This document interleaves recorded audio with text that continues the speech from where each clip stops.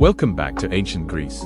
Let's revisit the Archaic Age. During this time, approximately 510 BC, Cleisthenes seized power from tyrants and introduced the idea of democracy to the Athenians. Cleisthenes instituted the practice of ostracism as a penalty for political, social, or economic crimes. Under the leadership of Pericles, Athens became a fully developed democracy, a city-state ruled by the people. Pericles was a statesman, visionary, and architect. He constructed the Parthenon on the Acropolis in Athens. In 725 BC, the Spartan army conquered the neighboring city-state of Messenia. The Spartans made the Mycenaeans slaves and forced them to serve under brutal conditions. Messenian helots were at the bottom of the social structure and outcasts of Spartan society. Due to their resentment, they revolted in 640 BC and sparked the Messenian War. At the dawn of Greece's Golden Age, the Battle of Marathon took place. The Battle of Marathon was a defining moment in Greek history in which the Athenians and Plataeans defended Athens and won a significant victory over the Persians. 10 years later, under the rule of Xerxes I, Persia endeavored to conquer Greece once again. Although outnumbered by the Persians, the Spartans held a narrow mountain pass outside of Thermopylae for 2 days. Eventually, Spartans fled to the city of Salamis. In pursuit, the Persians burned Athens. Sparta's position in the city of Salamis proved to be an advantage.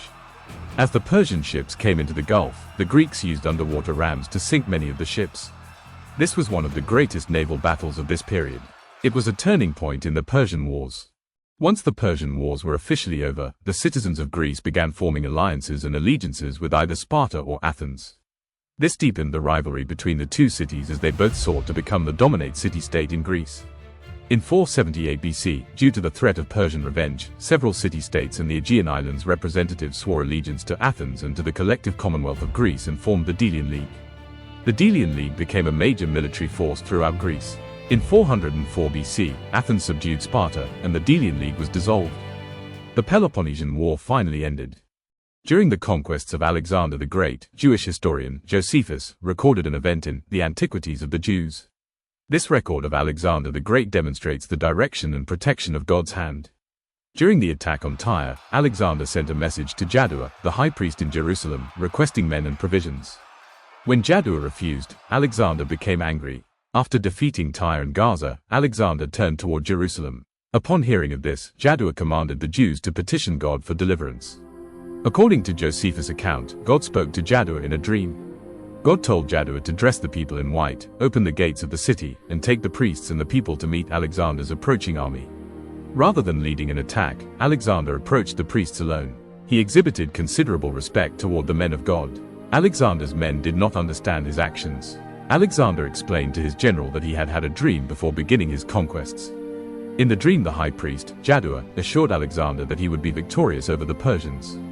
That dream was what encouraged Alexander to begin his conquest of the then-known world. Alexander was escorted by the high priest into the temple in Jerusalem and was shown the book of Daniel. While reading Daniel's prophecy in the scriptures, Alexander realized he was the goat who would defeat the Persians. Now let us discuss more about ancient Greece's religion and philosophies. The people in ancient Greece were polytheistic, which means they had many false gods and goddesses. Temples that housed statues of the deities were built in almost every city, and ceremonies were conducted at altars outside the temples. The Apostle Paul rebuked the Athenians for their practice of polytheism on Mars Hill near Athens. The Greeks believed they could learn about the future through oracles. In Greek religion, an oracle could refer to the false god who supposedly predicted the future or to the priest who received the message. The Oracle of Delphi was one of the most prominent oracles. The Sophists were a group of Greek philosophers who were prominent around 445 BC. They were leaders in grammar, history, etymology, and science. They focused on politics, debates, and government. They did not believe in absolute truth. Cynicism was one of the leading secular philosophies of this new generation. Cynics believed that money, pleasure, and prosperity were evil. The goal was to attain happiness and a good quality of life through strict guidelines of self-control, self-sacrifice, and virtue. Philosophers who promoted Epicureanism believed in a god but believed that he didn't care about mankind nor that this god created the world. They did not follow strict guidelines like the Cynics. They believed happiness could be achieved by enjoying all things in moderation, by obtaining freedom from fear, and by avoiding bodily pain.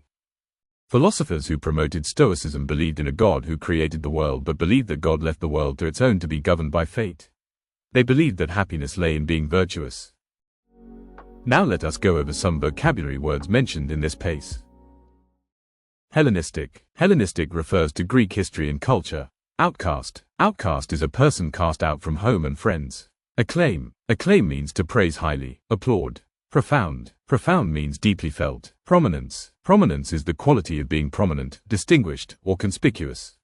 Secular. Secular means worldly, not religious or sacred. Elaborate. Elaborate means referring to something that has many details. Ingenious. Ingenious means skillfully planned or made.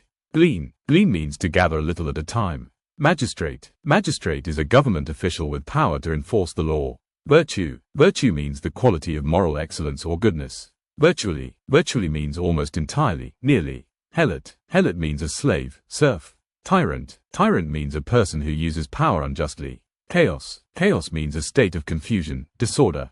Resurgence. Resurgence means a rising or tending to rise again. Disarray. Disarray means the lack of order, disorder, confusion. Foremost. Foremost means most notable, chief, leading. Philosophy. Philosophy is the study or search for academic knowledge.